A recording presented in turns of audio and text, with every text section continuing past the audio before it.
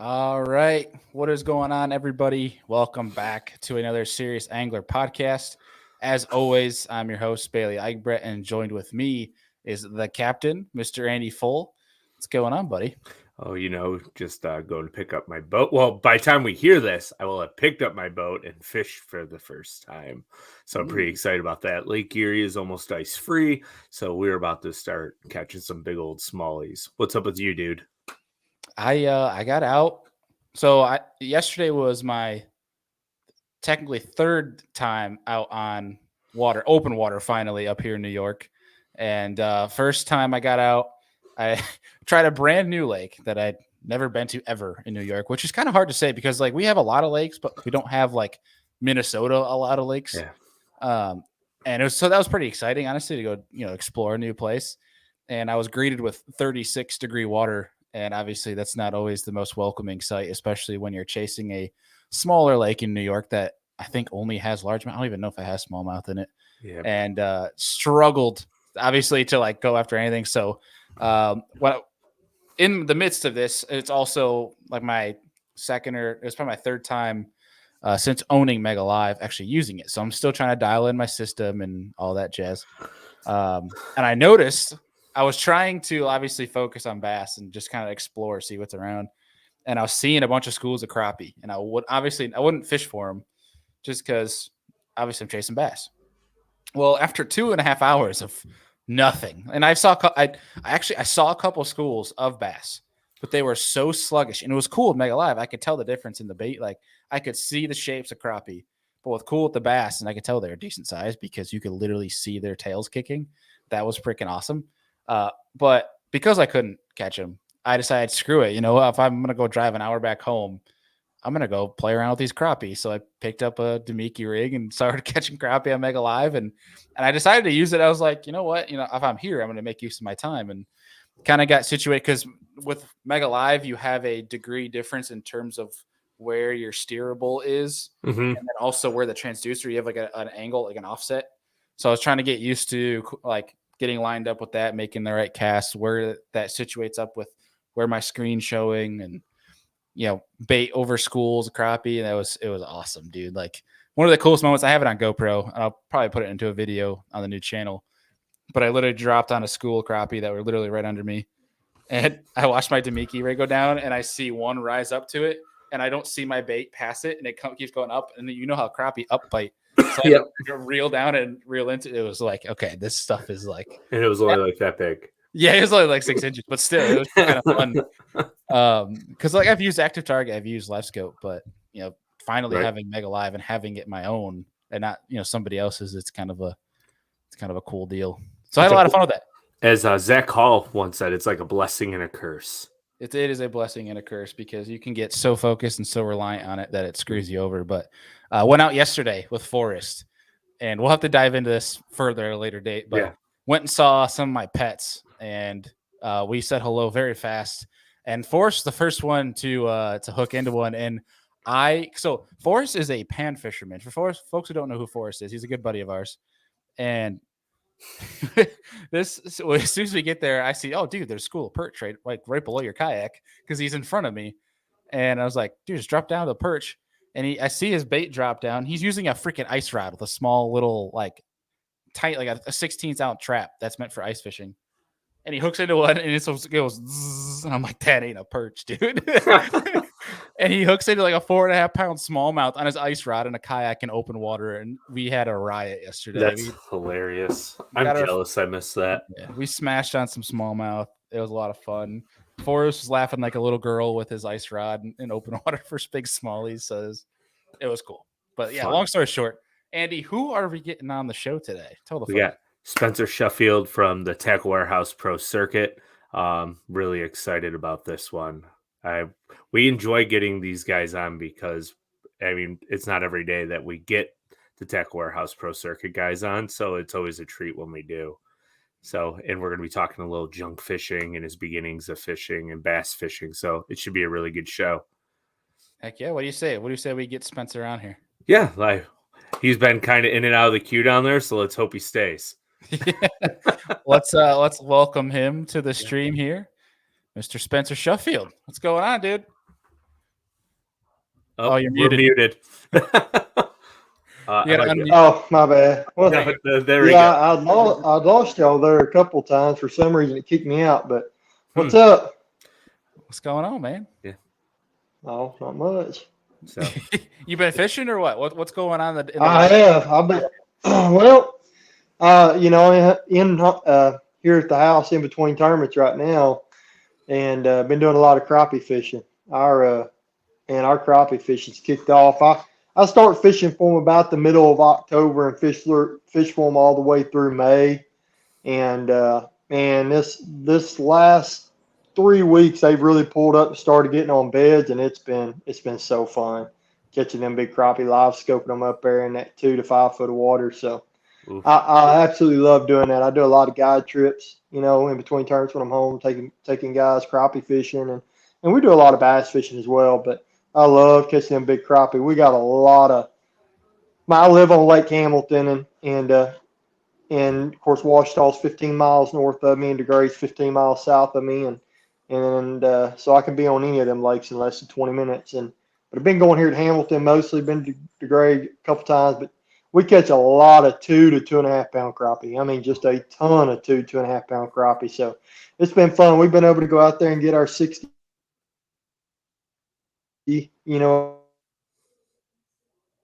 every day we've been catching them dudes. Nice. Now, do you have a good crappie recipe for us so like the folks at home can understand the best way to cook them up? Man, I know a lot of people. I know they buy the Louisiana fish fry or whatever you can get at Walmart, or Bass Pro's got some concoctions of breading you can dip them in and stuff. But I make my own. I just use cornmeal mix, and I put some seasoned salt in it, some lemon pepper, some garlic powder, onion powder. What else am I missing? A little bit of Cavender, and I just do it to taste. And Cajun seasoning, a lot of Cajun seasoning, and seasoned salt. I'm sure I've done said that. And that's how I do it. Now I do. My wife, she's a health nut, so she doesn't like to eat fried food a whole lot, and don't bother me. But I'll take you to 2 oranges and 1 lemon, and I'll slice them up, and I'll put some sliced oranges on the bottom over aluminum foil, put them down, put the fillets on top of them, season them up, and then put orange and lemon slices back over the top of them. Ooh. And usually you can grill them about 4 minutes on each side. And man, they're really good. They really, really are. Sounds like juicy. That. Man, yeah, I'm salivating sitting here. Yeah, but there ain't nothing better than fried crappie, in my opinion. I mean, I'd rather eat them fried. Nice. Right. So, this might be a really dumb question, but I don't think in my life I've ever witnessed a crappie spawn. Like, is it just like a simple bluegill spawn, or is there anything no, to it? Their beds look a lot like a bass, honestly. They around here, and they don't really dish out a hole or nothing, just kind of a light spot. And they'll spawn every now and then. You'll see a group of 30 or 40 of them, but mainly they'll spawn around stumps or brush piles out there in that 5 to 8 foot range on our lakes. Anything the water's vertical, pretty clear. really? Yeah, and they'll spawn in groups of 8 to 15, But, a lot of our crappie right now, the big females, they'll go up at night and lay their eggs, and I'm sure they do some during the day too. But a lot of the big females are out around the brush piles in that 12 to 15 foot range. But so the males and stuff are all up there in that 2 to 8 foot range is where they're at. And they're fun to catch. Hamilton's got a lot of boat docks, so they spawn around the docks on the poles and stuff big time too. You'll find certain docks that you just have a wad of them on it, spawning. They're black as a tire when you catch them. That's crazy. So yeah, cool. I don't know much about crappie, so I was just telling Andy on the introduction, like one of the first times I ever targeted them was literally this past weekend when I couldn't find bass. But yeah, I was just intrigued. But this is a show about bass fishing, and obviously before we get too deep into this, how'd you get your start? Like, how'd you even get into bass fishing in the first place? Well, I was just raised in it, man. My dad did it, 28 years for a living. I mean, he started at the age of 33, and he fished Bassmaster for 20 years, and then he fished the FLW Tour for 8. And I took a bunch of extra classes. I mean, just starting from the start. I mean, I've never known anything other than bass fishing. I mean, that's all I've ever known. I mean, from the age of 2 or sooner, as soon as I was old enough, you could be something and have that passion and desire to be something. When I grew up, it's always been fishing. So at whatever age I was, I know that my dad had me on the water fishing tournaments with him by the age of 4. You know, Wow. so I mean, I've always been in the sport of bass fishing, and that's all I've ever dreamed of doing. And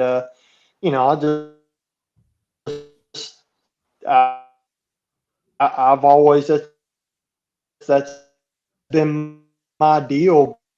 But this is each year, college courses. So my senior year, uh, when everybody went on Christmas break, I was finished, and I started fishing co-angler on the FLW tour in 2007 January. Started out on Lake Okeechobee, and man, I've never turned back. I did it out of the back of the boat for 5 years, and then I went to the front of the boat in 2013. It was my first year as a professional doing it out of the front. So I did it for 6 years, I guess, out of the back, and then I've done it out of the front ever since.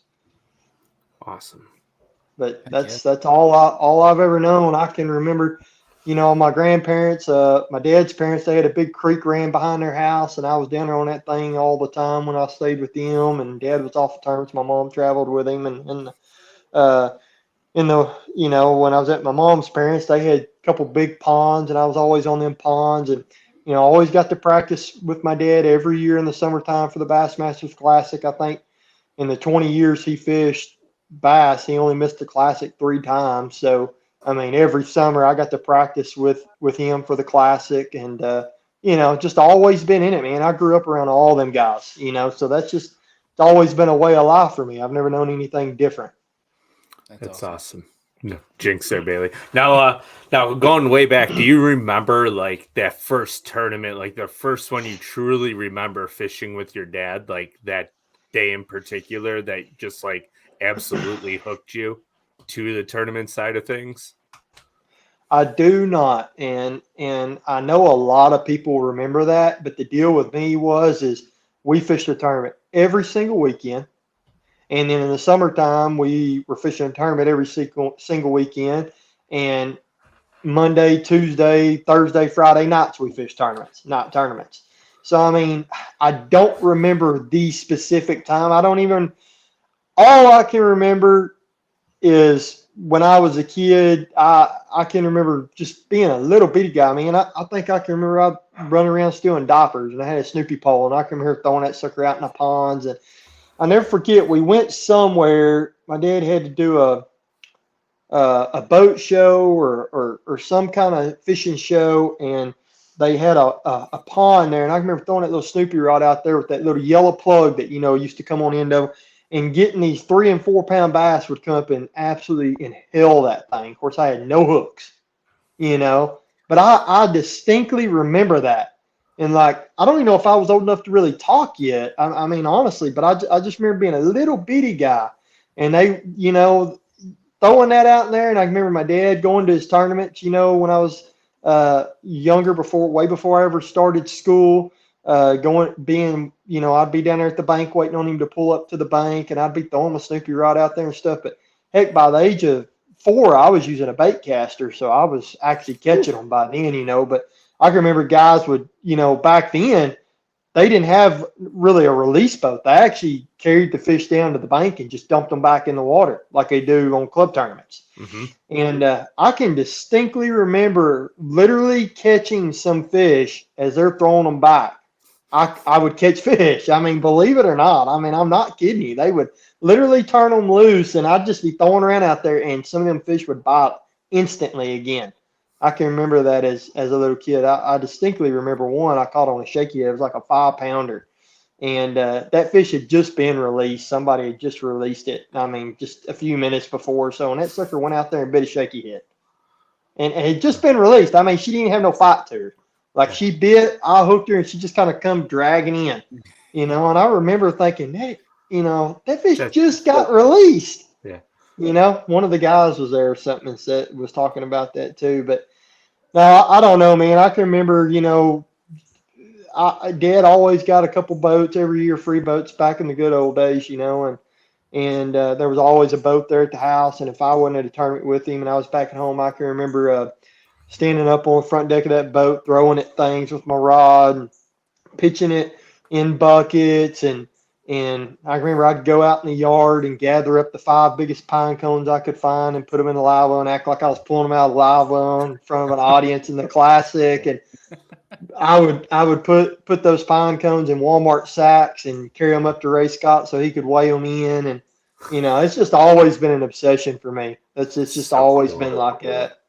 So That's awesome. Man, just like backtrack real fast. That little Zebco yellow fish you get? What if somebody actually put hooks on that thing? Because that would have just been crazy. That could have like started a whole new fad of fun fishing lures. And with them eating it like pond fishing, it would just been silly but fun.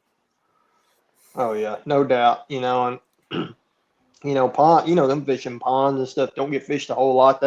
They'll bite just about anything too. Absolutely.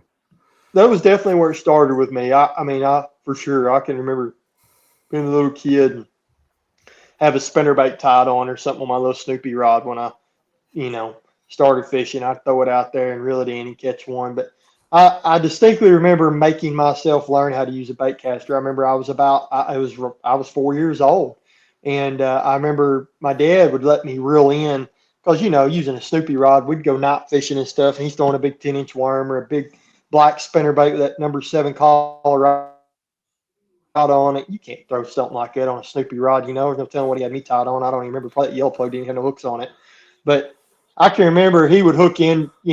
Back then fishing was awesome. You catch 35 pounders a night. It seemed like they're probably just 2.5s, but they seemed like 5s to me. Yeah. And he would let me reel them all in. And I can remember I wanted to cast and do it on my own. And my dad, I remember one night he told me, he said, "You're not big enough yet to throw a bait caster." And I can remember that just eat me alive. And I had grabbed one of his trying to learn how to do it, and he got on to me, scolding me about it. I said, "No, you can't use them or something." And the next day I got out in the garage. He didn't have a clue. And I remember getting one of those bait casters, and I just started slowly messing with it and learning how to use it. And it probably about an hour, and I was actually casting that thing. And I remember going in and getting my dad and bringing him out there and saying, "Look, I can use this." And I threw it out in the yard. And ever since then, I would use the bait caster. And that's when I really got to start fishing tournaments with him, is once I was able to use a bait caster. So that's awesome. That's so cool. Yeah. Prove Dad wrong. Yeah. Yep. That's awesome. Nothing like a little like psychological motivation. So yeah, for sure, definitely. But it was awesome growing up with a dad that did it full time, and growing up around all the greats, and stuff. But man, I'm gonna tell you, my fishing when I finally, got my own boat. I got my own boat when I was 16, and started fishing on my own and learned what I was as a fisherman. Who I was. Found myself on the water myself is when I really, really, I mean, I always enjoyed it. I'm not saying that, but that's when I really big time got into fishing. Because growing up, all we ever threw was a big half 3/4 ounce jig, a spinnerbait, and a rattle trap. I mean, that's all we threw. I mean, Dad didn't throw drop shots and swim baits and a lot of that stuff. So I was able to come back home after I started fishing co-angler, and a lot of these guys I was drawing out in the West Coast, like a Gabe Bolivar, Justin Kerr. I mean, there was multiple guys I drew from the West Coast that I started learning a lot of these finesse techniques, and I can remember coming back home with them and just absolutely just started winning so many tournaments as a 16, 17, 18-year-old kid, using these finesse techniques because our fish had never seen it. And I can distinctly remember when I first started winning multiple tournaments, night tournaments and weekend tournaments. My dad, I was beating him consistently. I remember he "How you catching them? What are you doing?" And I remember I'd keep that stuff as secret as I could. I wouldn't tell him nothing. Baitcaster payback, we'll call that one. Yeah. So I kept a lot of it to myself, and I was really fortunate that I'd ran into a guy. I was big into golf in high school as well, and I ran into a guy that had moved out here from California, and he liked fishing, but he wasn't very good at it. But he still liked it. He was really good at golf. And we started fishing some tournaments together because I didn't want to really fish with anybody from around here. And he had a cousin that moved out here from California, and that guy was superb at fishing. I mean, he was more than good enough to do it professionally.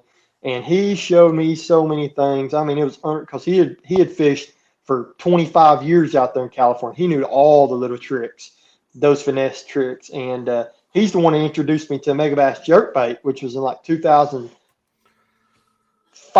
That was before, it wasn't even known about really in this part of the country until like 2011. It had the or big 10. round eyes on And, those ones, the original Yep, ones. and a lot. Yep, and man, I'm telling you, it was unreal. It was like the A-rig when it first came out. I mean, I can remember taking the Megabass to some of our lakes around here, and I mean, you caught bass on more casts than you didn't. It was unreal how easy it was. And man, it was just, I learned a lot of stuff from him, though, especially on the spinning rod side of things. And I guess that's where I've really grown to really like finesse techniques the most. And I'm just telling you, I mean, I say it all the time. I tell people I would rather catch a 30-pound bag on a spinning rod and 8-pound line than I would a casting rod and 65-pound braid. I love catching on a spinning rod. It's just more of a challenge. It's more of a rush. I mean, you hook a 5-pounder on a 65-pound braid. I mean, you can make quick work of it, but with a spinning rod, you got to play that fish more times. And it's not that you're worried about breaking your line. I mean, that's never the deal. It's about pulling the hook out more than anything because you're using a super light wire hook, and they jump 10 times more, and so that's just why I like catching on spinning rod more than I do a cast. So that would explain the Phoenix rod correlation there, because they're a West Coast company and a lot of their rods are lighter action, so it kind of fits that style, right? Yeah. So well, no, that's not. No, I mean, it does. Their rods are excellent for that, but no, that's not how I become with Phoenix. I was actually with 13 fishing, and my first 2 years as a pro, and their rods were more of an extra fast tip. I don't like a real moderate rod or a flimsy rod on that last 3 guides. Like, I like my rod to have a lot. Oh boy, starting to lose him here. yeah. Lightness. Y'all hear me? You kind of cut out there for a got second. Me? Now we do. The deal.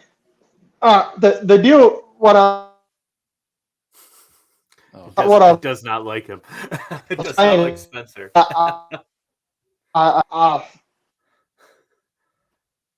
You there, Spencer? Oh boy. Our connection here is not a fan of Mr. Spencer Shuffield. No, it is not. I think he was going on to say that he doesn't like an extra fast tip and kind of. Yep. But trying to talk about that correlation, I think, from moving from 13 to Phoenix. You got us now? Yeah, I got you now. So the deal is with me and 13 had some disagreements. So I got on a search again for another rod company, and Phoenix was the rod company that had the action like I liked in a rod. I know a lot of guys like a more parabolic, moderate action rod. I like a more extra fast tip. That's just that's the kind of rod I like, and their rods are just like that. I mean, they have that. Most of their rods are pretty extra fast action. The models I use, like the M1, the K2, the Recon Elite, the Feather. I mean, most of them have a pretty extra fast tip, and so I just that's kind of where I fell in with them. It's just a rod I liked, and just so happened they were a West Coast rod, but I've been with them for like 8 years now, man, and they've been so good to me, and I absolutely love their rods. I mean, I have to have a lot of confidence in the stuff I use. I mean, that's part of part of it. Being able to be successful in the waters, have a lot of confidence in your gear, and enjoy what you're using, not just using it because they're a sponsor, but actually using it because you love it. And I really, really like their rods. I mean, I love their rods. So yeah. Go ahead, Andy. I was gonna say I enjoy Phoenix rods too. I actually ran a couple last year because I kept breaking other rods. So they were at the Sportsman's Warehouse closest to me, so I went and grabbed a couple, and they're nice. I think Bailey liked a couple of the ones I had too. So yeah, I mean, there's a thing a lot of guys talk about is, obviously you can have your sponsor plugs and whatnot. They're going to pay you money to use their stuff, but nothing beats the state of mind that you have when you have confidence in your gear. That way, when you make a mistake, it's not on your gear, it's on you, and that kind of gives you, as an angler, a better peace of mind knowing that your equipment's not going to be the reason why you fail, which is never a fun thing to go through, especially at your level. No. Yeah, and I mean, it really is having confidence in your stuff. I mean, I use Daiwa reels. I have absolutely zero deal with them. I've had reel companies offer me deals, and I've tried them, and I just don't like them. But I love Daiwa reels, so that's why I use them. I am actually making a switch next year to a new reel company, and their reels are legit. But that's something in the future to talk about. But I mean, I just use what I like and what I have confidence in. 100%. And even if I have to buy it, I mean, that's just the way it is. Well, I feel whenever you roll on into an on the water situation, if you're 100% confident in all of your equipment, boat, rods, reels, the more confident you can fish because nothing's going to happen. So, and that puts you ahead of half of the people, because most of people, not at your level, but at like any level, are more worried about the outside variables. Like, is it going to rain on me today? Is it going to be windy? I want it to be slick, calm. But when you get to your level, you can't worry about that stuff. You just have to worry about where you're going to catch them, not how. Yeah, you have to have a lot of plans. When I go into a tournament, I look at the future forecast, and it ain't always 100% accurate, but most of the time it's going to be pretty close. They might say the wind's going to blow 15 to 25 first day of the tournament, 3 days ahead of time, and it blows 15 to 20 or something, or they might say it's going to rain all day, but it only rains half the day. I mean, but most of the time it's pretty close. And I really try to plan my practices on what it's showing we're going to have for the tournament. Like, we were at Harris Chain for our last event. In practice, the weather was nice. I mean, 85 degrees, the fish are active, the water's 75, 72, 73. But I knew we were going to have that mega cold front come in. It was going to be like 33, 34 first morning of the tournament. So I practiced and looked for fish that were already in the places that I knew they would be when we got a cold front. So I practiced deeper because I knew those deeper fish wouldn't be affected as much. Now, you could go up around the bank with a buzz frog, and I mean, tear them up. I mean, you getting 50 bites a day on a buzz frog. But I knew that wasn't going to be a factor in the first day of the tournament anyways, because it's going to be cold that morning, and Florida fish they really get inactive when you get a cold front like that. And, come to find, after looking back at it now, that cold front affected on the least I've ever seen a cold front affect Florida fish, but they still weren't jumping on no, buzz frog or nothing the first day of the tournament. But I'm just saying, in practice they were, but I didn't spend a lot of time. I didn't spend any time doing that really, because I was like, hey, this ain't going to work come tournament day. So we need to find these fish out on shell bars, brush piles, catching them on a jerkbait, Carolina rig, drop shot, things of that nature, because I know that will work after this cold front. And that's the kind of stuff you have to do. And I mean, it played out perfect, because first morning of the tournament, I mean, it's 35 degrees, and the places that I had a bite or two on in practice, even though the majority of the fish were up in that Kissimmee grass, biting buzz frogs and flipping and stuff, when it had gotten cold, all them places I had a bite or two in practice when the weather was nice, I had 8 to 10 bites off of in the tournament. Yeah. And it's just one of them deals you have to practice with confidence, knowing that that might not be the deal right then in practice. That's going to be the deal in the tournament. And I had to get a few bites out there in practice to have confidence in doing it in the tournament. So it's pretty much just setting yourself up for the variables that you knew you were going to be faced with.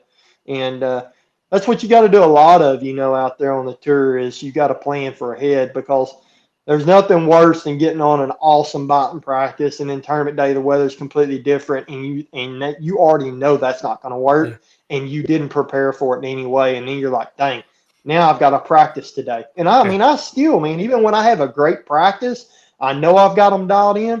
I always, in every tournament, it seems like you still have to practice a lot during the tournament to catch them. Yeah, it almost seems like the perfect segue into what we wanted to talk about with junk fishing. But it's good to have plans A, B, C, D, and to know where they're coming from and where they're going to and why. And that's where it sets up that way. So like at the Harris chain, it sounds like you did have to do some junk fishing, right? So like to fish your way around to get into them. So like getting into that, when you're looking for those spots to catch those fish based on the weather conditions, like what are the first 3 baits you'll pick up in that situation, no matter where you are, like your 3 confidence baits, and kind of run with it in a practice situation to prepare for the tournament? Well, a lot of it depends on species. If I'm one bait that works no matter what the species is, whether it's largemouth, smallmouth, or spotted bass, that's a drop shot. It's going to catch them no matter what. I'm going to tell you right now, in the course of a year, if I weigh in 100 bass on tour, 85 of them comes on drop shot. Plain and simple, especially since forward-facing sonars come out. It is such a deadly technique, being able to see fish and throw to them. When you can throw that sucker and land it right on top of their heads, they just bite it. Now, if you're out there just dragging it around in the course of a day fishing, you're still going to catch them on it. But you can't cover enough water with a drop shot to be as effective as you can if you can actually just see the fish and throw straight to him. You're able to just cover so much more water with it. But I always start with a drop shot. And, it doesn't matter if it's a shallow, muddy body of water or if it's a deep, clear body of water. They just eat the darn thing. They eat a drop shot. Another thing for me, usually more on the power side of things, but a chatterbait. That's something that usually works no matter what. Unless the water's just gin clear, But most places we go, you got a little color in a chatterbait. Even when they're feeding really good, they eat it. And when they're kind of in a docile mood and don't really want to bite, they eat it because it's a reaction bite. Things, a lot of vibration, puts out a lot of noise, and moves a lot of water. It's just kind of makes them react, kind of like a trap would. So I've always, a chatterbait's something I've always got tied on. And it seems like no matter, like I said, one of them days where they're just really biting, or one of them days they're not biting. A chatterbait always gets bit. And man, I don't know. Probably a Nico rig or something like that. I've got, I usually throw a 30-second if I'm fishing shallow with an Nico rig, and like a 3/64 if I'm fishing out deeper with it. A little arc tungsten nail weight put in the head of a trick worm. That's another bait that catches them really good, especially largemouth. They really like a Nico rig. And that's usually my 3 go-to, What's your hook? Depending on for the Nico? Yeah. I use the size 2 VMC Nico, the weedless Nico hook. I like the one that's got those 2 little pieces of mono that comes off of it. That's the only VMC hook I use, and that's just for the Nico. Everything else, I'm a Gamma God 2 guy. Unless I'm throwing a trap or a crankbait, then I like the must-have triple grip. All right. So is that because they're the short-shanked trebles? You just feel they get better grip on them, and the fish can't throw them as well, instead of like a traditional round bend? Well, on a jerkbait, I like that Aaron Martin's Nano, that hook, that the Gamma God 2. The G Finesse, yeah. The G Finesse. What? I've got a million of them right here. Yeah, I think they're G Finesse. G Finesse. I don't like the medium heavy. I like just the regular one, the original one they come out with. That's what I throw on my jerkbaits, and a lot of crankbaits and traps, especially the Duo Realis stuff. They come with them hooks, but I don't like them on a crankbait or a trap. About 5-6 years ago, I really fell in love with throwing a lipless, and I started winning a lot of tournaments around here in the winter and spring throwing a lipless. And every day I would still lose a couple big ones. And I just started going through treble hooks. And the one treble hook, it seemed like I lost the fewest fish on was a must-have triple grit. So, I mean, go figure, Van Downs made his living throwing reaction baits, and that's the hook he supposedly uses. And, I mean, it works. I mean, that's just I don't lose fish on the triple grit very often. Now, I do not put it on a top water. I like a round bend hook on my top waters. But on a trap and a crankbait, I like that must-have triple grit. That's always a fun conversation, is diving into the science behind what style of treble hook to be using when. And that's sometimes it's like getting those conversations, and some days it makes sense, and then some days it's like way over my head. Like, it's yeah, I don't know. I mean, and that goes to me. Believe me, I'm telling you right now, there'll be 100 people listening to this probably and say, man, I know hooks way better than that. But that's what works for me with the rod I use and the way I fish, the way I lean into them when I get bit. That's the hook that works for me. Now, somebody else might jerk a little different than I do. They might reel it a little different than I do. They might use a totally different rod than I do, and that hook don't work very well for them. But for me, it works the best. And that's what I tell everybody, man. You got to figure it out for yourself, because I can tell you what works for me, but that's not necessarily going to work for you. You know, there's a reason I do what I do, and that's because that's what I've had the most success with.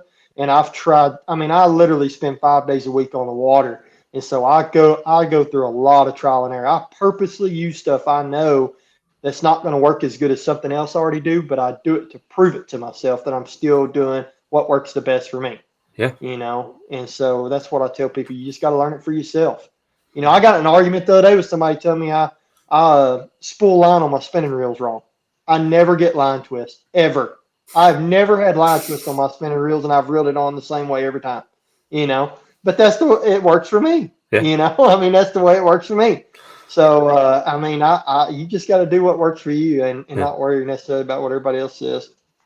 So this is hilarious, because I've tested this theory. You know, that people say if you reel it on with the line on top, it's different than the line on bottom, and they'll tell you like you'll spool up. That is a load of BS. Like, I've tried both, and they've worked first fine. I think you just suck. The person that has that problem. Oh, and then you get the people that are like, you have to throw the spool of line in the water and then keep like warm water. Yeah, warm water, and keep all the pressure on it as you reel it onto the reel. But I'm like, that doesn't make sense to me either. Like, no, I mean, I know on a spinning reel you're supposed to lay it, and it's supposed to come off the spool the opposite way it's going on your reel. But dude, I reel it on my spinning reels with the spool going just like you would if you're reeling it on a bait caster. I've done it like that for 30 years, 25 years, whatever, and I have never had line twist, not one time ever. And I mean, I use a spinning reel and rod nearly exclusively. I really do, and I have no issues with it whatsoever. Are you a braid to fluoro guy, or are you a straight fluoro guy? Nope. It's 15-pound braid to 6 to 10-pound fluorocarbon leader, depending down there in Florida.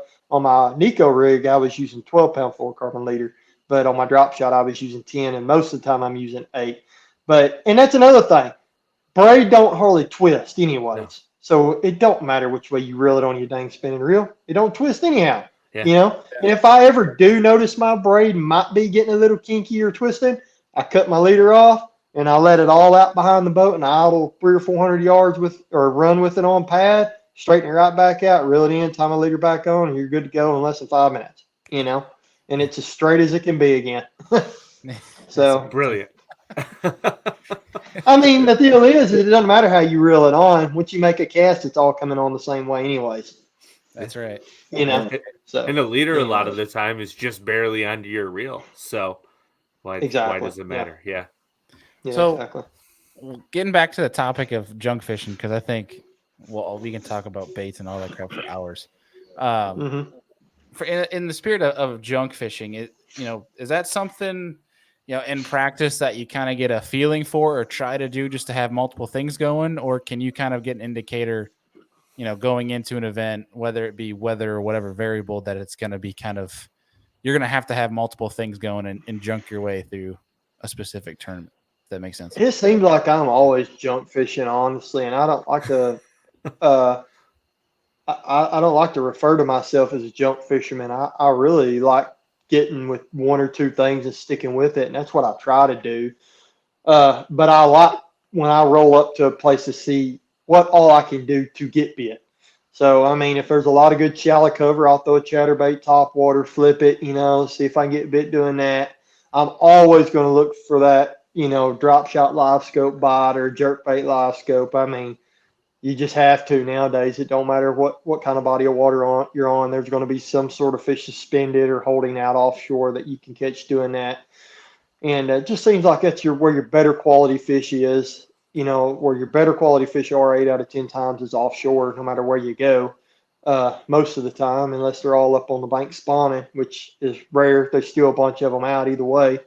But yeah, I mean, I do. I like to fish what's in front of me and what looks good. I like to run down a bank with a chatterbait and a little buzz bait and frog and flip. But it's funny because when I'm fishing here around the house, all I do is power fish. I rarely ever have a spinning rod in my hand.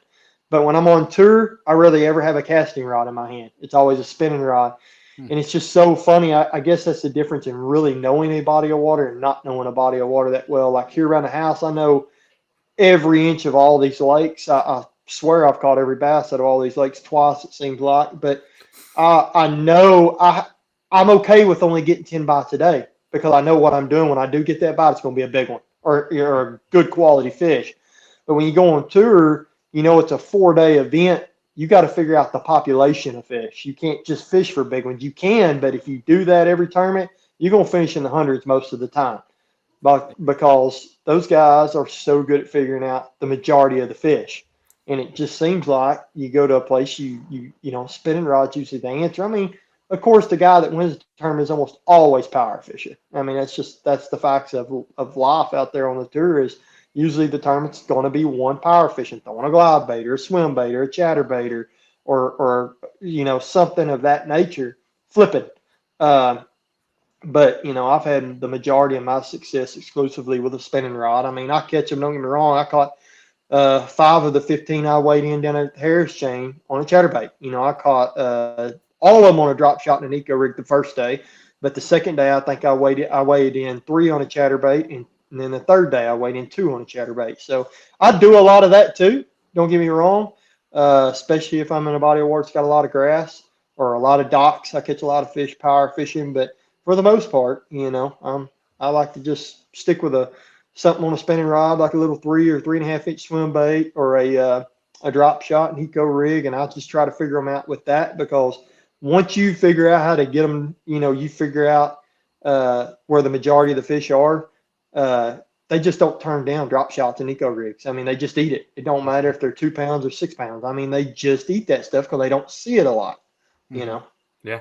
Especially in Florida, I feel like it's almost Florida not and talked Texas. about. Yeah, it's drop shotting in Florida or Texas. So that's really cool. Do you think? Here's a question for you. Do you think that junk fishermen? I know you don't like to claim yourself as a junk fisherman, but people that are efficient junk fishing, do you think they're more consistent and have a longer, we should say, career in professional bass fishing because they can junk fish and they're not one track minded? Oh, he muted himself.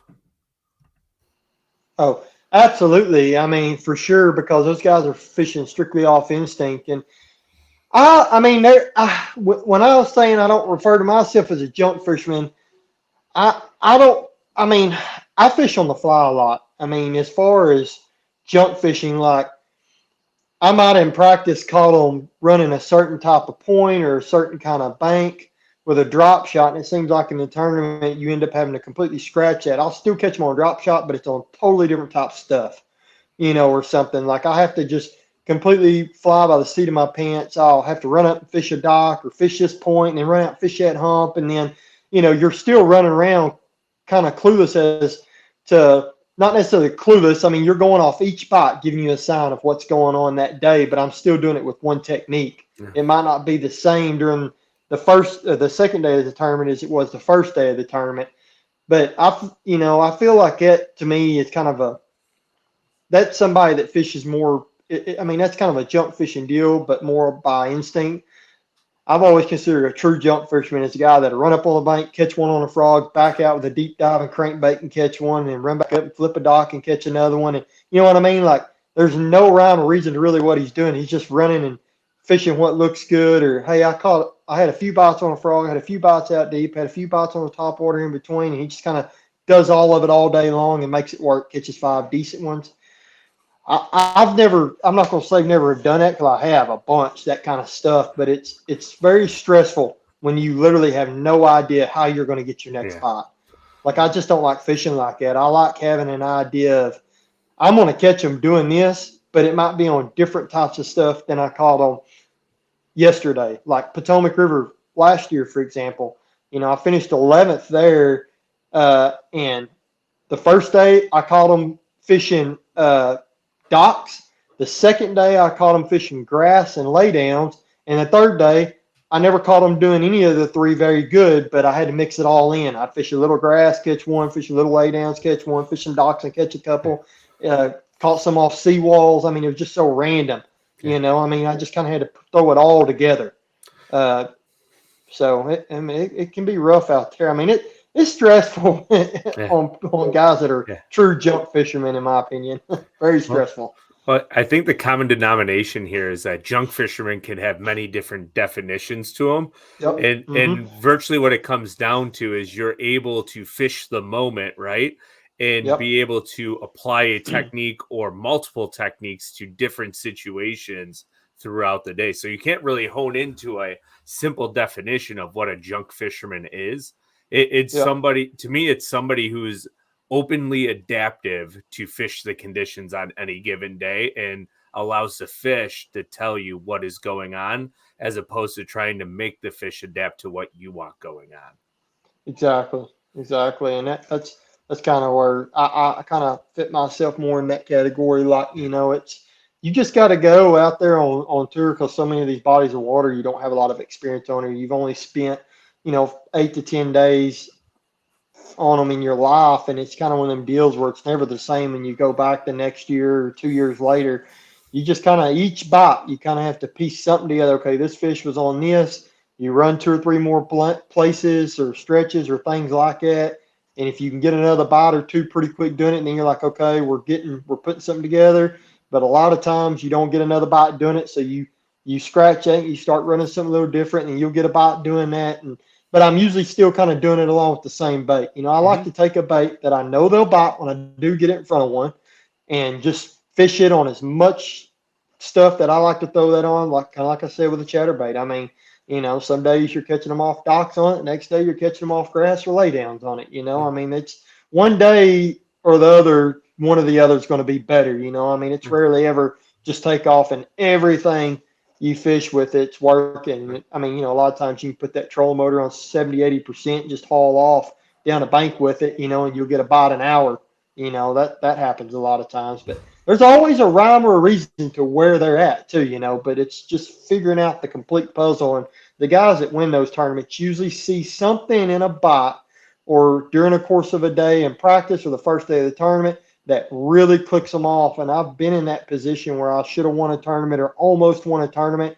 And one little thing, I mean, something very small, minute happened in a bite or something you saw that it just clicks, and you're like, whoa, this is so easy. And then you can run it all over the lake. And I mean, it's like there's no wrong. You can't do any wrong. You're like, how did I miss that? I mean, it's so easy to catch them. You're catching 50 keepers a day, and a lot of them are good ones. And you're talking to other guys, man, I didn't get 7 bites all day. And I'm like, dude, they are biting like crazy out there. But it's something so small that's so easy to overlook, And it's just so hard. A lot of times we make it more difficult than it really is. Well, in the case of drop shot fishing too, right? It could be just sitting still, dead stick in it, or just shaking it a little bit or hopping it. It could be the biggest difference in catching 50 fish or 7 bites a day. Yeah, or the style of bait. I mean, that was a huge deal. Smith Lake last year when I finished second to John Cox. The first 2 days, I had like 12.5 the first day, 10.5 the second. I was using a Fluke Junior in a pearl white albino color, and I was still catching, but I was having a lot of fish go down on that thing and not eat it. The third day, halfway through the day, I'm still not really catching them very good. And I just, for some reason, decided to make a little change, and I went to a tiny fluke. And I mean, within 30 minutes, I had 16 and a half pounds, and I went right back out the next day and caught almost 18 pounds of spots by just making a little inch and a half adjustment. I mean, that's all it was. I mean, a tiny fluke was 3 inches long versus the super fluke junior being what, 4 inches long? Yep. You know, I mean, it was just that small of a difference, but that made all the difference in the world. And you would have never thought it. You know, you would have never thought it. Yeah. It sounds like smallmouth fishing to me. In a way. Yeah, I can remember. Yeah. Because there are days that they will only eat like a Magnum Dream Shot type bait, and then there's other days where they want like a little 2-inch something, and you're just like, what the hell? Yeah. Yeah, I know. Yeah, and I the last 2 years I've spent a lot of time up on Sturgeon Bay fishing for them. That's my favorite place in the country. I'm just telling you. And I've noticed that I spent 15 days up there last summer, and man, it was pretty neat to see how they do it. One day the drop shot was the deal, and the next day they didn't really want a drop shot; they wanted a Ned rig. I mean, they didn't change. They just wanted an Ned rig versus a drop shot. Yeah. You know, I don't know. It's really weird, but it's cool to see that stuff because you kind of make that little memory bank on that, and you know, kind of make a little mental note to that. And the next time you're confronted with that situation somewhere, you're like, you know, I remember 2 years ago, the day they weren't buying drop shot, it was all about the Ned rig, you know, and then you can put that somewhere. You can use that knowledge that you learned, you know, 2 years prior and put it to use. And man, sometimes it'll really pull you out of a hole. Yeah. I mean, it's similar to, you know, if we're talking about junk fishing too, you're going down a bank and you catch one off of a lay down, and then you see one on live scope off to your right and you catch them suspended, but then you see a mat come up and you junk fish and you throw one in, you catch like a 4-pounder through the mat, and then you go down and you find another mat, say another 100 yards later, you catch another decent one, and then you kind of get onto that pattern of like, junk fishing can kind of lead you to that, what might be the more consistent, more high quality pattern. Yeah. Just kind of part of that. Exactly. Learning. And kind of, I mean, you know, with live scope, it's hard not to throw at every fish you see now. If you do get bit at some of them, you throw at with a bait. But I'm the kind of guy that if I'm going down a bank doing what you're talking about, I'm going down a bank and I flip in a mat and catch a 4-pounder, a fish out to my right on live scope, and I throw it there with a drop shot and catch it. And then I go down a bank and flip another mat and catch another 4-pounder. And then I see 2 or 3 deeper and I throw at them and they don't bite. Then I'm the kind of guy, I'll lay that spinning rod down, I'll pick up that big weight, and I will do nothing but flip mats the rest of the day. You know, because I had 2 bites in a row doing that. And I mean, I try to get on whatever I feel like is the strongest bite for that day and stick to it because, I mean, you know, so many times you can be doing the right thing just at the wrong time, but if you stick with it, it'll end up working at some point or another during the day. Yeah. You know, it's just a matter of getting in that right area, be doing it at the right time. You know, and so that's kind of what I do. You know, I try to go with the high percentage stuff. If I feel like flipping the mat's going to be my best chance to get to the goal weight I need for that day, then that's what I'm going to do is flip mats all day, you know, unless it's just straight up not working. And then I'm like, okay, we've got to bail, on this because we've got 3 hours left and we're not catching them doing this. We've got to do something different. And it is still to this day, man, I spend 300 days a year on the water, and it's still to this day, it's hard to pull the plug on something that's been working so well. I mean, it's really hard to do that. You know, it just is. I mean, as a fisherman, mentally, I mean, I do it all the time, but it's just so hard to see something that, man, yesterday this was working so good. Why is this not working today? You know, and it's mind-boggling sometimes. Mm-hmm. It's called fishing. Yeah, no doubt. Yeah, for sure. Not to the level that you're at, but I mean, we all experience those situations. It's just what I find is when you're able to become adaptive, it helps a ton instead of being like, I'm just going to flip this jig for 8 hours all day because in practice, that's the only way I got a 4-pound bite because that will shoot you in the foot more times than not. So. Almost every time. Yep, yeah, it will for sure. Do you have a rule? Like, so we're talking about that pattern when you realize I'm going to flip mats because that's where my quality bites are going. Do you have a rule? I know some guys are like 2 fish or a pattern or 3 fish to a pattern, or is it just like you have that feeling like you know it's going to be the deal? I mean, you sometimes see it right off the bat. You're like, man, this ought to be the deal. And you do it for 5 minutes and catch a good one doing it. You're like, yep, I knew it. I've always kind of lived by that rule that 1 fish is a fluke, 2 aren't, two's a pattern. But sometimes it's only a pattern in that area. It's not a pattern that works all over the lake. Mm-hmm. I mean, so many times you go in a creek and that creek is the only creek on the entire lake that has that kind of cover. So it's kind of one of them deals like you can't think, oh, I'm going to kill them in this tournament because I can go in this one creek throwing a frog in pads and whack them. Well, you might can in that one creek, but what if 10 other boats has found that same thing? That's not going to work more than likely. So I try not to ever look. If I get in an area that I know that's the only place that's got that, I basically already rule it out right off the bat. Because what I've learned, even out there on tour, so many guys only want to fish what they're comfortable doing. And if they're a guy that likes to throw a frog around lily pads, they're going to spend all their time in the one creek that's got them. And so you can already take it to the bank that them suckers are going to get hammered in there. So it's useless for you to be in there trying to compete with them doing it. So, I basically just try to do my own thing. I might go in there and get a couple bites doing that to just confirm that, hey, I can come here and maybe get a bite or two if I absolutely have to, or maybe somehow miraculously nobody will be in here doing it. And there has been a time or two that it's kind of worked like it. You think, man, everybody's going to be in here doing this, and then come tournament day, you'll kind of creep by there, run into a different spot, and there won't be but one boat in there. You're like, good Lord, man, can't believe there ain't 10 boats over there. You go in there and just smoke them. But more times than not, if that available cover is just to that one creek, it's probably not going to be very productive in a tournament because everybody's going to fish it when they roll in that one creek and see it, and they're probably going to get bit in there too if you did, So I'll try to find stuff unique. I mean, when I go to a lake, I'm always looking for the off the wall something different that I feel like most people are going to look over.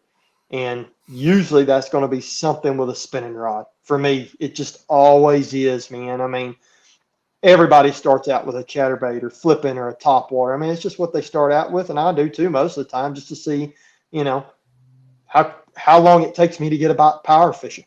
If it doesn't take very long and I'm getting quite a few bites power fishing, I would,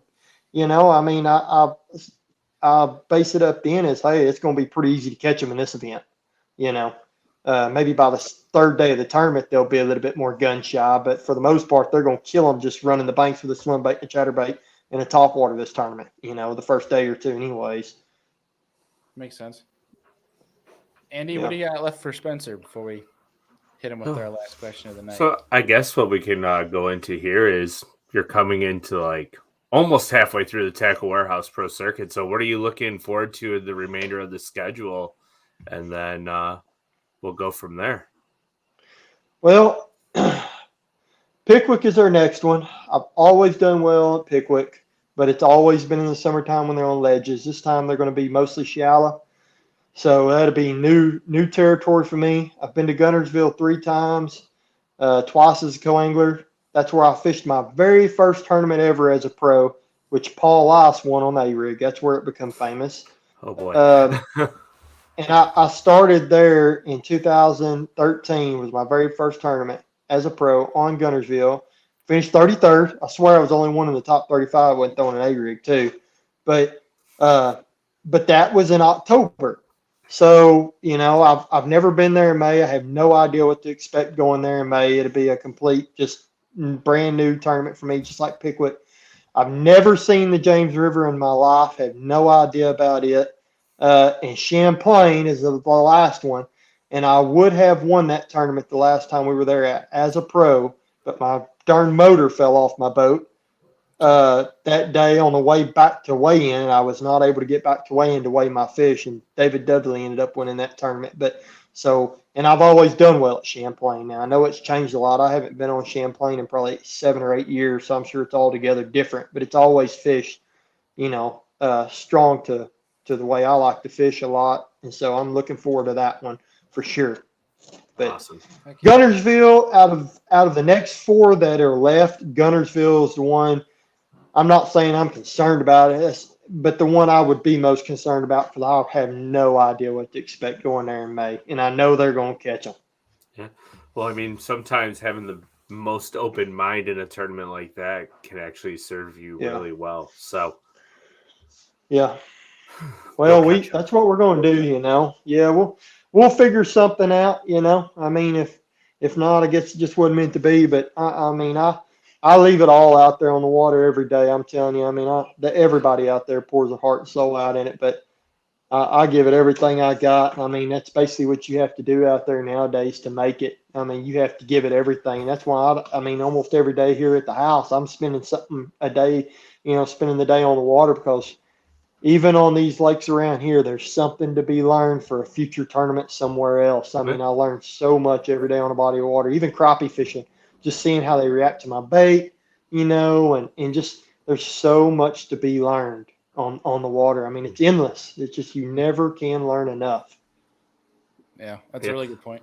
The day we stop learning about fish and behavior is the day we should stop fishing. But exactly, yeah. And I'm telling you, man, I've never spent a day on the water. I learned something, Mm-hmm. Unless you're a Lake Okeechobee shiner guide, then that's probably when you should. Yeah. Speaking of that, I was down there last year in a tour event. I pulled in this area where I found a bunch of good ones, and I'm going down this bank fishing. I mean, I'm seeing some big ones swimming around. I can't get them to bite nothing. This guy pulls in with shiners. I mean, for an hour, they sit there and they're just every cast catching a 3 to 7 pounder on a shiner, and I'm like, this ain't even right. I was. I mean, ain't nothing they're doing wrong. I mean, they're out there to have a good time, and a guy tripping, and that guy's making his living doing that. But, it's just frustrating when they're there and you can't get them to bite, and yet guys are throwing live shiners out there, and they're just, I mean, the dang shiner hits the water, and it just boosh, and freaking 5-pounders eating shiners left and right. And you're like, God, why can't just one of them bite my prop bait or my Senko or my swim jig, Just two of them. Stupid ass. It's unreal. I know, man. I'm telling you. Yeah. It's crazy, But I'll tell you something else that's frustrating. That's that forward facing sonar, man. It blows my mind at how many fish are really in our lakes. I mean, never even had a clue until you got it. And there is so many fish that just don't bite. No matter what you do, they just will not bite. It's crazy to me. It's just it's a frustrating tool to have and know what you're looking at. And no matter what you do, you still can't get them to bite. You might throw it 250 to get one of them to bite. It's so frustrating. One of our other co-host who runs the Monday episodes, Business from the Bass Boat, he mentioned to me, we're on the phone earlier, and he asked me to ask you about your live scope mount because he mentioned that you have a custom mount for your live scope. Yeah. Yeah. I've got a custom. If you don't want to, but he asked me to ask you what that's all about. Yeah. I've got heck, I'm here in my boat. I'll show it to you right now. I've got and I don't know how well this is show because it's kind of dark right here, but I've got mine on a round mount. I don't know if you guys can see that at all. This is my. Oh, yeah. Can y'all see that? Or yeah. It's a round. There's a round mount right.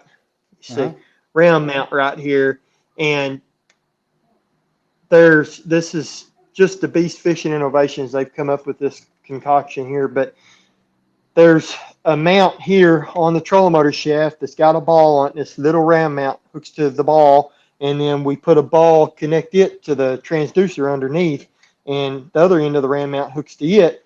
And I can tweak this up and down, out, in, however I want, and get angles that you cannot get with the actual live scope mount. So on that live scope mount, the one that actually comes from Garmin, I think it's 45 degrees, and I'll probably run mine at about 52, 55, I'm going to say, pointing upwards. And so I can actually see my jerkbait hit the water 100 feet away from the boat, like it's 10 foot in front of the boat, and I'll never lose sight of it all the way back. and it just makes you so much more effective. Like so many guys can see their bait 50 feet out in front of the boat and they think, man, I've got it dialed in. Dude, I'm telling you, I'm seeing what they're seeing at 50 at 100. And it's all because my angle is shooting a little further forward. The way that cone is on that Garmin, like you can see out 100 foot in front of you if you've got it on the Garmin mount, but you're not seeing at the same angle I'm seeing. Like mine is shooting more upwards. And so I might lose a little bit on the bottom. Like a fish, the way I have mine set up, a fish has to be about 2 to 3 foot up off the bottom before I'll see her. But I see everything better that top 5 foot than most guys would. And the reason that's so important for me is because being able to see that bait splash the water. And of course, I've spent a lot of time with live scope. I mean, that's basically what I'm known for out there now. And it's not, dude, I mean, I was making top 10s for live scope ever come out.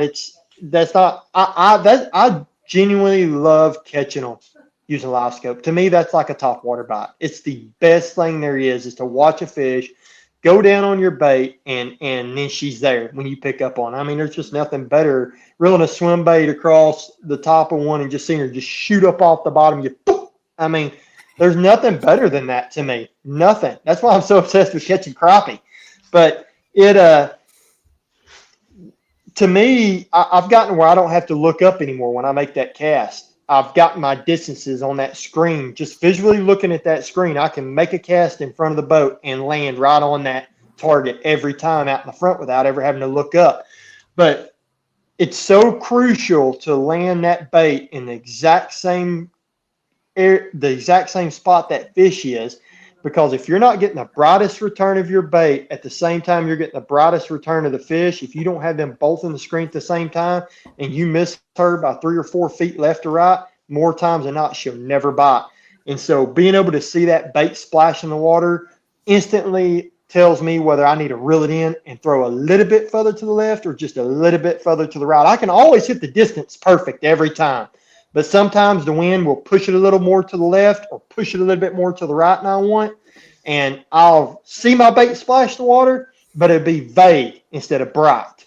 And if I've got the brightest return of that fish in the screen, I've got to have the brightest return of that bait splashing on the top of the water. And that's why I run it like I do on that mount. And it gives me that better visual of the surface of the water.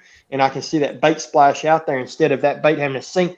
I know a lot of guys will tell you, I mean, I don't know if y'all run live scope or whatever, but most guys will tell you they never see their bait until it sinks about 5 to 8 foot deep before they'll actually see it in the screen. It's already sunk 5 to 8 foot deep before it actually comes into view out there on the end of their cast. Well, with mine, I literally see it when it splashes the water. I mean, as soon as that bait hits the water, I see it on the screen. And that just saves me an extra 5 to 7, 8 seconds sometimes, to be able to burn it right back in and throw it right back out there again until I make that perfect cast where I know I'm going to go down right on top of that fish. Efficiency. It's huge. Yeah, I mean, that's what it is. I mean, that is a big deal. And I mean, there's other reasons too, I'm sure. I get a lot better picture and I can see my bait from a lot further out with it on that ram mount. And that transducer pointed in that upward position a little bit more. So instead of sitting like that, I've got it more like that. Mm-hmm. And that just allows me to see a lot more efficiently at a lot further distance. So off scope at 60, 70 foot in front of the boat, I can very effectively run it at 100 to 120. And so just think at the much more distance I can cover in a day. Instead of only seeing 70 foot in front of the boat, I'm almost seeing twice as far in front of me as most guys. So I'm probably seeing twice as many fish in a day to throw at. Wow. I think that what's kind of cool with that forward facing, I've used Zactarg, I've used Live Scope, and I own Mega Live now, but like with the ranges in terms of feet, I think it's interesting to see and put into perspective how like people think, 80 to 100 feet, they think it's like a bomb cast when really it's not that far away. Like you're not putting all your effort into making a 100-foot cast. I think that's what's kind of crazy. Like, especially when you see 40 to 50, I mean, that's basically an easy flip. Yeah. I mean, that's the distance. And you know, I mean, a lot of guys might say, hey, I mean, 100 feet, I can't throw a jerkbait 100 feet. But I can tell you right now, I run my live scope on 120, and almost every time I make a cast with a jerkbait, I'm watching it hit out there at the end of the screen at 115, 118 feet.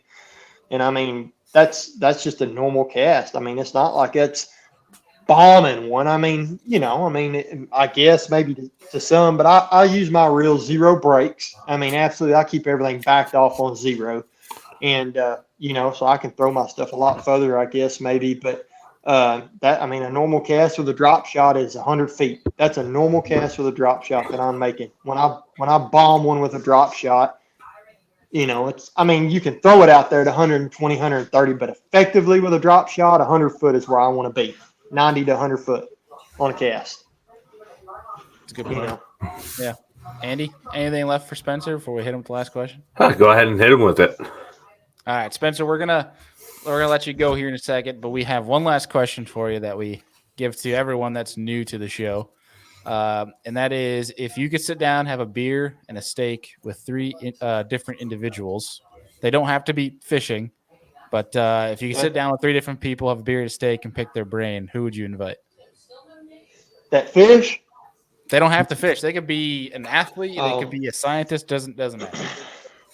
Dang it, man. Woo, that's hard. Oh, and you stumped me with that question. I don't know. For some reason, Tiger Woods comes to mind. I don't know why. I guess just because he dominated golf for so long. I'd like to know, where did he lose his brains at? Yeah. They could be alive 100 years ago. It doesn't matter. They can. It's open to anybody that existed or not existed. You could do a cartoon character if you feel like it. Yeah, I mean, I would probably, I don't know, sitting down with a George Washington would be pretty cool. You know, something like that. And you know, I just figuring out if they even bass fished back then, if they even knew what a bass was. What did they call it back then? A carp? You know, I mean, they, you know, somebody like that, and I don't know. I wouldn't mind sitting down with like a Billy Bob Thornton too. You know, he actually used to live with my mom and dad, so I'd kind of like that. He lived with them for 2 years. My dad, he used to play bass in a band, and Billy Bob would set up all the stuff, and he always told them before he left, he said, I'm going to go to Hollywood one day and become a movie star. And everybody just, you know, they all kind of laughed at him. Said, Billy Bob, you ain't going to be no movie star. One night they came home from a gig or something. He packed his stuff up and said, I'm headed to Hollywood. And they just kind of laughed at him. And Dad said, next time they see him, he was on TV.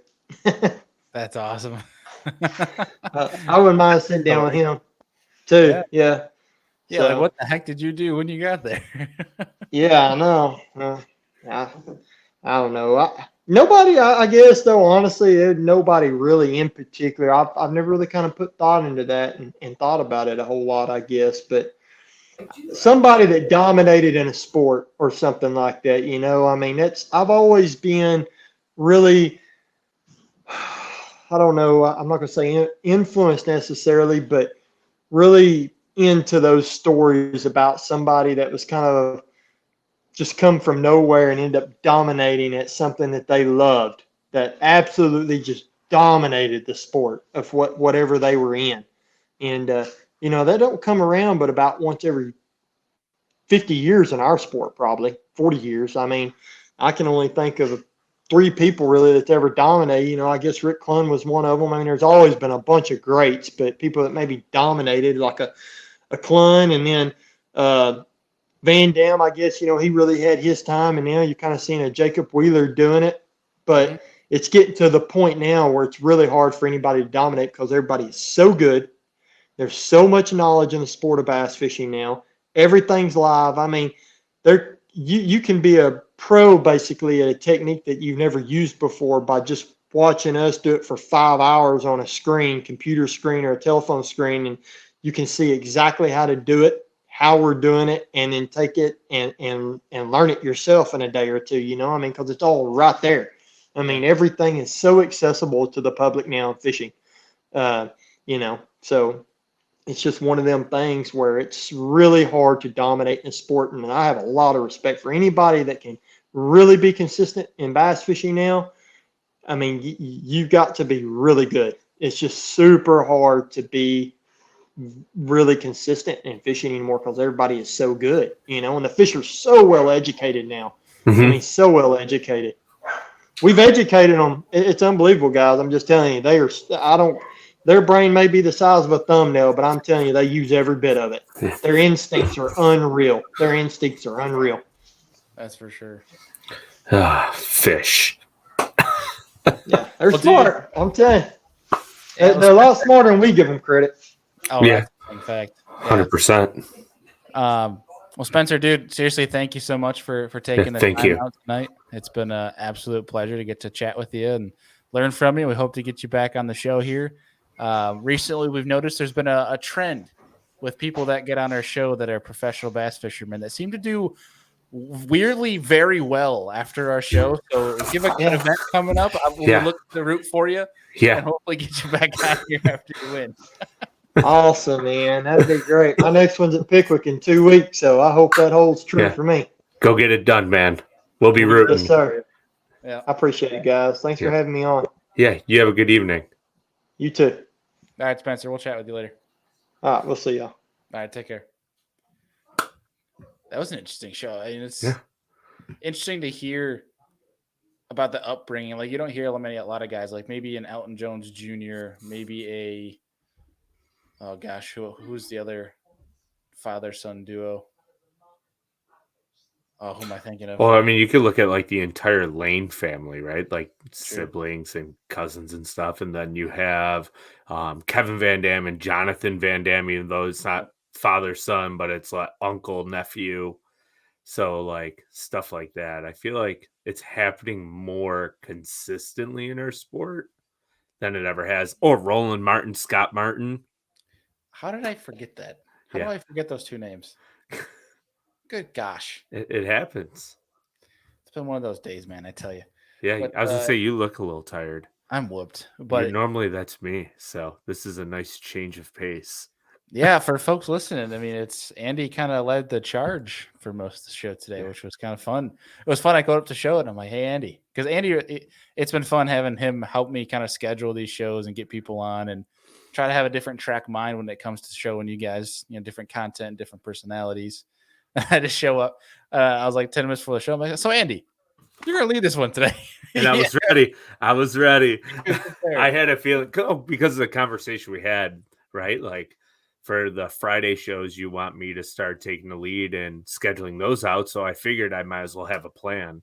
And I mean, I will always run it by you first just because I want to make sure it's up to par. But like, I like how we're always on the same like brain wavelength. Like we work really well. And that's why we're almost 300 episodes in now, which is insane to think about. For the entirety of Serious Angler, if you want to talk about total episodes, including bonus episodes, like this is the 277th Serious Angler show. Yeah. So this is our 177th together. I think it's more than that because the fantasy fishing shows are all bonus episodes. They're not factored into that number. Yeah. Yeah. Nice. And neither is Business from the Bass Boat, which is one of our segments for folks. If you haven't checked out a Business from the Bass Boat segment, obviously if you listen to the show, you see those are posted on Mondays. Those aren't even factored into the number either because Deacon has his own tally in terms of show numbers. Yeah. So I mean, we're over 300 for sure in terms of total episodes on this network, but it's as a serious angler in this deal, having anglers on, you and I talking topics, it's been 277 episodes, my friend. So let me tell you this. No, I'm wrong. 278. Wow. So let's just I'm wrong again. It's 279. Was it? 279. We're filming earlier in the week than usual, folks. Yeah. It's 279. We're almost 300. Well, maybe we should do a party for 300. Yeah. Random pundit here, right? Like if somebody just started listening to Serious Angler today and wanted to start at number 1, you're looking at a full year's worth of episodes just to get caught up if you listen to one episode a day. So good luck. You know what's really crazy for somebody? So you should listen to one of the episodes we've done either now obviously if you're listening to this, obviously you're listening to it now. But like one of the episodes from like this past month Yeah. where we've come a long ways, where you go way back to like it's one of the first 10, and it is a night and day difference. Like it was me in a Zoom meeting, like that was crashing on me every 10 minutes and having to listen together, edit it. And I didn't have a microphone. I was using like a laptop camera. Like it was absolutely straight it was OG. Hot garbage is what Hot it was. garbage Bailey. Love it. Hot garbage. But it seems like ages ago when it's really it was what, 2 years, 2.5 years? Yeah, we're coming up in 2 years of being together before we brought on Deacon in July, I think we figured it out as. Yeah. So almost 2 full years, which is wild. Yeah, it's getting there. I mean, we appreciate everyone that joins this deal, and I think we'll have to do some sort of party episode for 300. We did for 200, so I guess we've got to keep that streak going. 100, 200, it's time. So, yeah, that would be a good time. Maybe we'll have to get some surprise guests on for 300. Isn't that the point of celebration episodes, is like serious dangler stuff?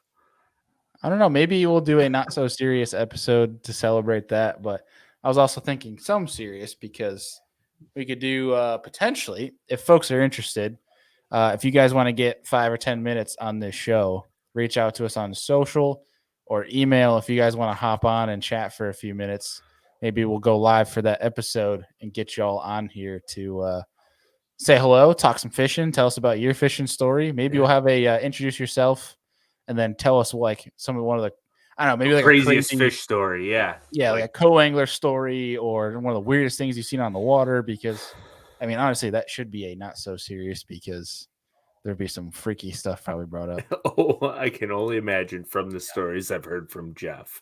So, like, gosh.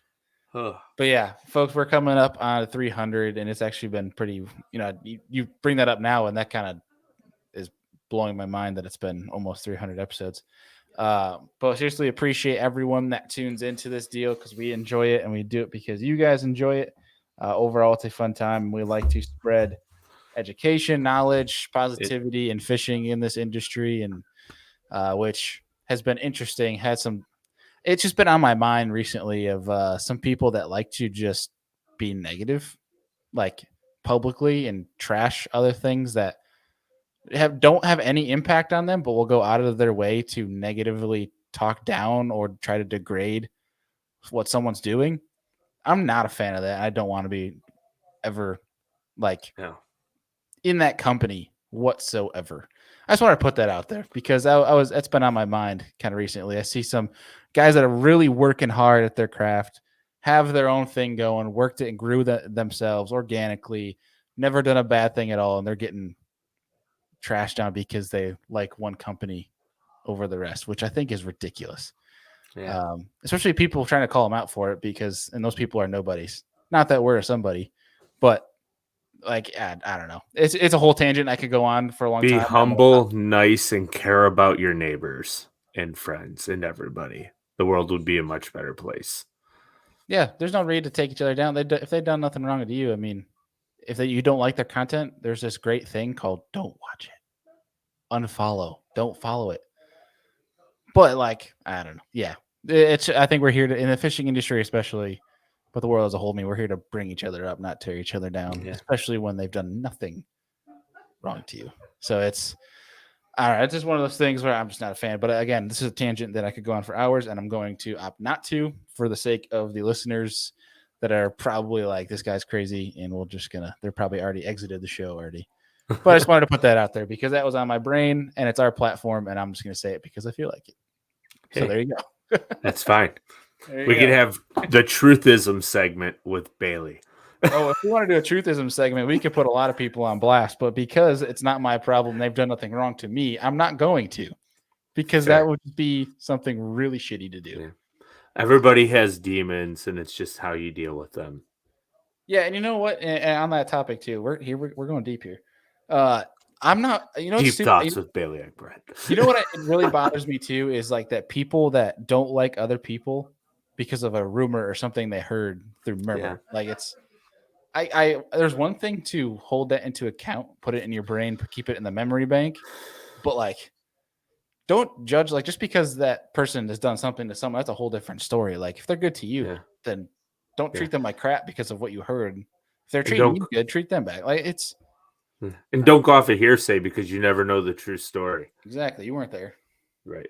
Obviously, some things are more legit than others, but just be All right. We'll end our deep session with that. We'll end it with that. Because good God, who knows where we're gonna go with that? Maybe we'll save it for episode 300. Yeah. But either way, folks, we appreciate all of you guys, and we will see y'all soon on Tuesday Night Live.